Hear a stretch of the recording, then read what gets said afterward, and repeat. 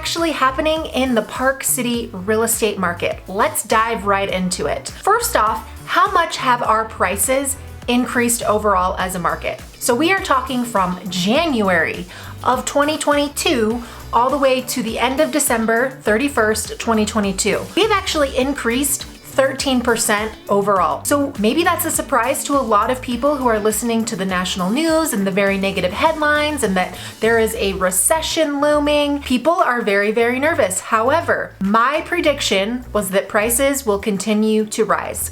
And I was correct. And I still think that I am correct in predicting that prices are still going to go up. Remember, we're trying not to compare last year to 2020 or 2021, which are years that were very much anomalies because of what was happening in the world.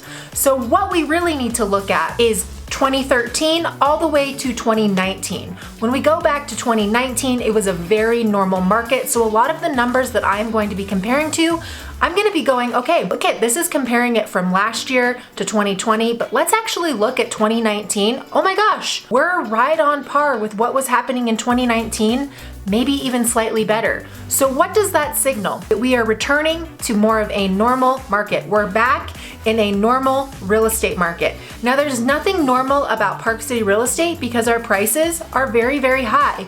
It is very expensive to live here. One of the most interesting things that I see happening in the market, especially because I've been making a lot of offers lately, I've been showing a lot of properties lately, and it is really the segregation between the markets. So the median price point of the homes, there's kind of like the upper market, higher end part of the market, and then there's the lower end of the market. And that really happens with what is the median price in that neighborhood? What is the median price in that geographical area? Anything that is above that median price is really not seeing any price drops. It's not seeing sellers who are willing to give concessions.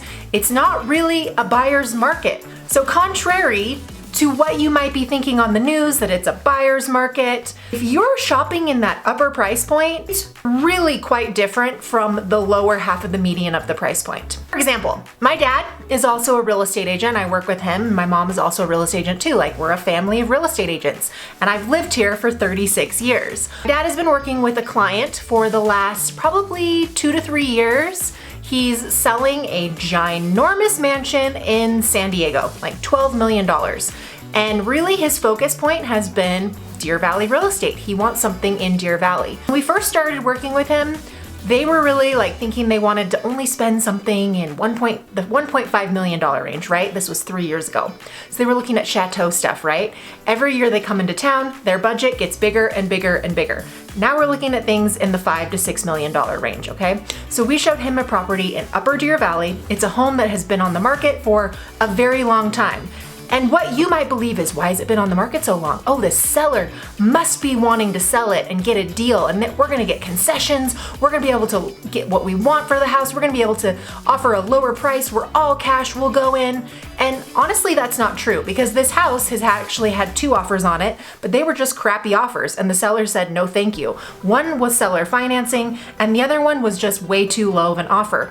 So what we're seeing kind of in that upper tier market, right? Anything that is above the median price and up. So maybe that's $4 million and up, maybe that's $5 million and up, maybe that's $3.5 million and up, but I would say maybe right at $4 million and up. Let's just call it $4 million and up. We're seeing a lot of sellers who are not desperate to sell their homes, and they only want to sell their house if they can get the price that they want for their house. So if they can't sell it, they're just gonna take it off the market, which also doesn't help our inventory, right? Because we have very low inventory. We have more than we did at this time last year, but in different areas. The areas are very different because we do not have a lot of ski in, ski out product or choices or options. However, we have more inventory as a whole, but historically, we're still below the norm. And that is because a lot of sellers want a certain price for their home, and if they can't get it, they're either gonna take their house off the market or they're going to rent it. So those are 2 things that I've noticed. So if you as a buyer are thinking, I'm gonna get a great deal on this big luxury property because I'm a cash buyer and I can come in, but I'm only gonna offer them 92% of asking price, honestly depends on the seller. What are their motivations? Many people are not upside down in their mortgages, and many of these people have had these homes paid off for a very long time. So therefore, if you don't offer them what they want for their house, they might say, see you later. Another example of this is I've been working with a client for the last 2 years. Again, they started in Lower Deer Valley wanting something as an investment property. They own a lot of rentals and they usually rent them out themselves. They were kind of looking at anything between $1.5 million to $2 million.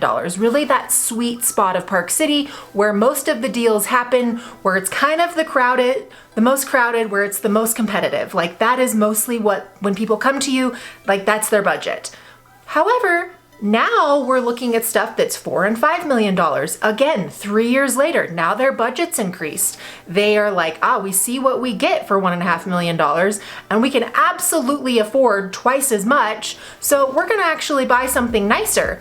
However, we're in that upper tier price point again, right? They're coming in cash, they're really strong, 15-day close, but they're not offering that seller asking price. What does that seller say? No, thank you.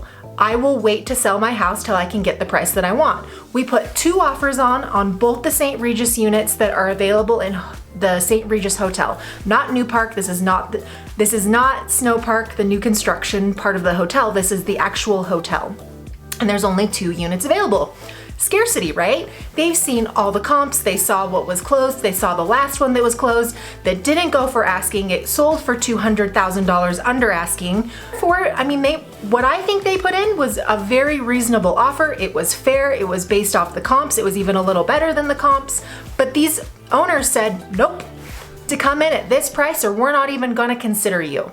And so they said, nope, it's not worth it for us. So you have sellers that are either going to be incredibly motivated or people that don't need to sell their house and they're gonna wait until they get the price that they want. So what we're seeing in the bottom half of the market, right under that median price and under, where we get into the homes and condos that are under $1 million, or the homes and condos that are in that $1 million to $2 million range, where all the deals are happening, right? Where majority of the deals are happening. These are also the majority of places where buyers are getting financing, or most of the financing is happening. So what we're seeing is more sellers who are motivated to sell in this price point, right? It obviously depends on the area, it depends on the neighborhood, it depends on the motivations of the seller, who they are. Those might be some areas where the prices keep dropping and the seller's willing to buy down points for a buyer so that they can get a lower interest rate for the first or second year. Or people are getting away with getting their buyers' closing costs paid or more concessions for buyers. So that lower half of the market might be more of a buyer's market. Seller is flexible and motivated to sell, but if they don't need to sell, what we're seeing is a lot of sellers are just taking their house off the market or they're going to rent it. The higher end of the market, not a buyer's market. Sellers want what they want for their property, and a lot of times as a buyer, you can go in and you can offer that. But if you're not prepared, it's not gonna be like, oh yeah, they'll instantly take it. Like, be prepared for quite a negotiation. And they have their number, you have your number. Sometimes that line is drawn in the sand and it may or it may not work out.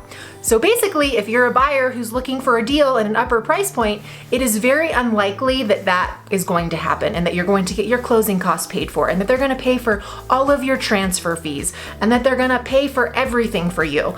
That's really not happening in the upper price point. And sellers are not very keen on accepting things that are not asking price, even if the home has been on the market for a long time, as we know. So don't just assume because a home has been sitting forever that it hasn't had any offers on it, because it could very well have had several offers, they just were not good offers. One of the St. Regis units that we made an offer on, it's been on the market for over 400 days and it has not had a single price drop in over 400 days. Also, there are a lot of homes that are going under contract and then they're falling out of contract as well. Buyers are going in, maybe they're doing their due diligence, maybe they're not as motivated as they were. So we're seeing a lot of buyers pull out and canceling. There's a house that's up the street from me that is so beautiful and it's fallen out of contract at least 3 times and it's an incredible property. Also, don't make the assumption that what is happening nationally is happening in Park City.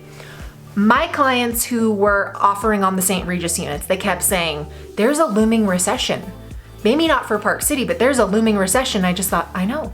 But you're dealing with people who have the exact same amount of money as you do, or maybe more, right? We're dealing with, if you have $10 million sitting in your bank account, you're probably not in a ginormous hurry to sell or buy anything. You're really looking for something specific that's going to work for you. And if prices go up another 10% next year, like if you got $10 million in your bank account, $15 million, might not be too worried about a 10% increase. I know I sound crazy for saying like $10 million, $15 million, like that seems very like unachievable for a lot of other people, but you have to remember that Park City is a bubble. It is a bubble. I sell in a luxury resort real estate town. This is a ski town. It's very expensive. It's like Aspen. It's like Jackson. It's like Steamboat Springs. It's expensive. And so that is very common to deal with people who have that much money. Let's jump into some of the stats. For a single family home in the Park City limits, looking at a median price of 3.9, which is up 18%. The Snyderville Basin, you're looking at a price of 2.1, which is up 12%. In the Heber Valley, you're looking at a median price of $990K, which is up 10%. In the Jordanelle area, this is one of the only areas that saw a decrease. It is 1.6 for a median price, and it's down 31%, but there were 148 homes that sold in Jordanelle last year. That place is blowing up. Colville, 650 for a median price. That is also down 7%. So Colville and the Jordanelle are the only places that saw decreases in price. Camas is $1.2 million, it's up 47%. Now let's jump into condos. For Park City limits, it's 1.5 million, which is 15% increase. For Snyderville Basin, it's $1,075,000, which is up 51%. Jordanelle, it's $973,602, which is up 22%. Heber Valley is $495, up 27%. Camas Valley is $592, up 14%. So our total market area for condos is actually up 34%. So you can be expecting to pay at least like $1 million for a condo. Now let's look at land. City limits, 1.9 for a median price, up 4%. Snyderville Basin, $1,087,000, up 40%. Jordanelle is $653, up 2%. Heber Valley is $525, up 39%. Camas Valley is $382, up 9%. Wanship, Colville, Hoytsville area is $357, up 190%. So the entire area for land is really up 12%. So why our volume might be down, our sales might be down, our median price and our average prices are still going up, meaning it's still more expensive to live in Park City than it was a year ago, or 2 years ago, or 3 years ago. And it's still going to be more expensive next year. What do you need to know if you're selling your house? Well, it depends on where you land in that median price. Are you on the upper tier of the median price, or are you on the lower tier of the median price? And it also depends on the neighborhood, not just the area, because the location has a lot to do with buyer interest and buyer demand. What a lot of buyers are feeling like is that what's kind of left over is kind of like the leftovers. Like there's not really any good quality, compelling listings out there right now that have really good quality finishes, that's just like a banger of a house that really buyers are excited to buy, that's worth good value and a good price. I think a lot of buyers might be willing to buy something that's dated, that's older, if it's in a good location, but only for the right price. If it's not a good value and they can't see the value in it after they have to put $500,000 to $1 million into it, and they look at the comps around the neighborhood and the numbers don't make sense, then your house is just going to keep sitting there. So I think the moral of the story is that if you're a seller, please keep up with the updates to your home, because your home will sell more. Your home will sell for more. It will be more desirable for buyers. Buyers are really looking, they don't want a project. They don't want to come in. They don't want to remodel it. Like, it's the same thing with land. I think that land is going to completely soften this year and take a little bit of a dip because it just was booming the last couple of years and construction costs are really high. That's the same thing when you go in to do a remodel. Construction costs are really, really high. Buyers would much rather prefer to buy something that is already nice and they can just add their personal touches to, that is more turnkey and they can just move right in. People do not want a project. So if you're a seller, please keep up with the updates to your home and keep your home well maintained, in good condition, and very, very clean, because the homes that buyers want are still getting multiple offers when they're priced correctly, and especially in that $1.5 million range. I've heard of a few agents that have some buyers in that price point, and they were like, this townhouse has been on the market for over a year, and now all of a sudden it's going into multiple offers, okay? So it's a very interesting market. And if you're a buyer, please be aware that it might not be just a buyer's market. So don't expect concessions, don't expect closing costs, and don't expect to get the house for a smoking deal, because it all depends on the price point that you're buying in, depends on the area that you're buying in, and it depends on the seller who's selling their home. You still might have to give a seller what they want in order to get the house that you want. And I saw that a couple months ago back in October when I helped a client buy a house in Heber for his son.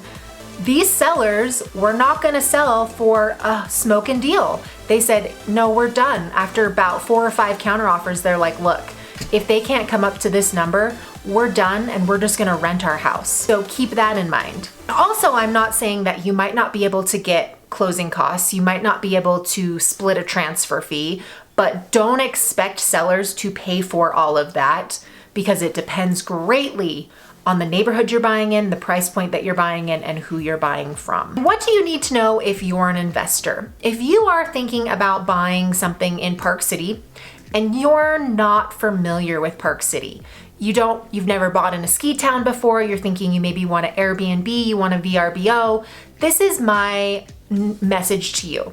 Park City is an amazing market to park your money. It's very strong, it's very stable, and Park City does really, really well in appreciating over the long term. So if you are looking for a place that's going to grow over time and have a long-term investment and have a bonus of maybe being able to cover your HOA fees, your property management fees, and your property taxes with rental short-term income, then investing in Park City might be right for you.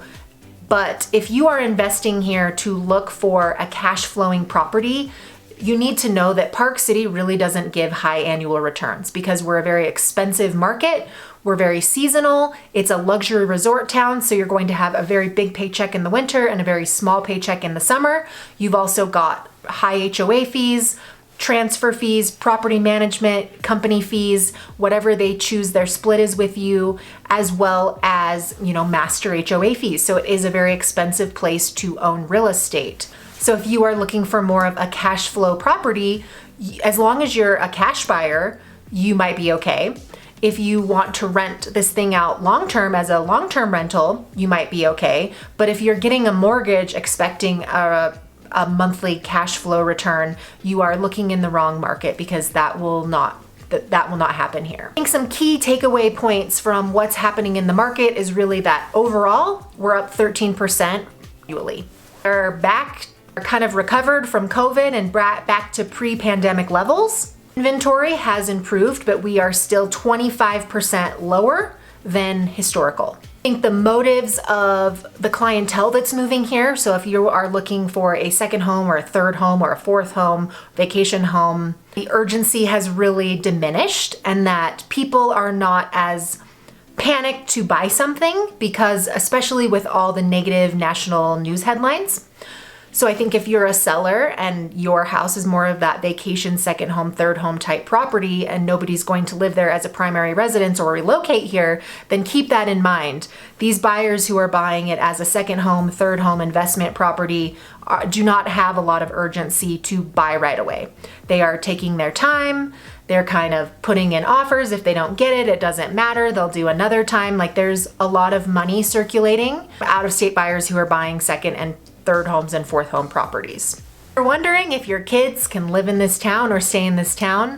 Not unless they're living with you, or you probably buy them a house. Really, the part of the market that is taking the bigger hits is really the lower end of the market. The homes that are in the $1 to $2 million price range, the homes and condos that are in the $1 to $2 million price range or the $1 million and under, that's where our market is really seeing the biggest hits because that's where majority of financing happens. And what do we know about financing? Well, the interest rates are still high. Where are we? 6% today. Nicole Bowdle, I'm a local real estate agent in Park City, Utah.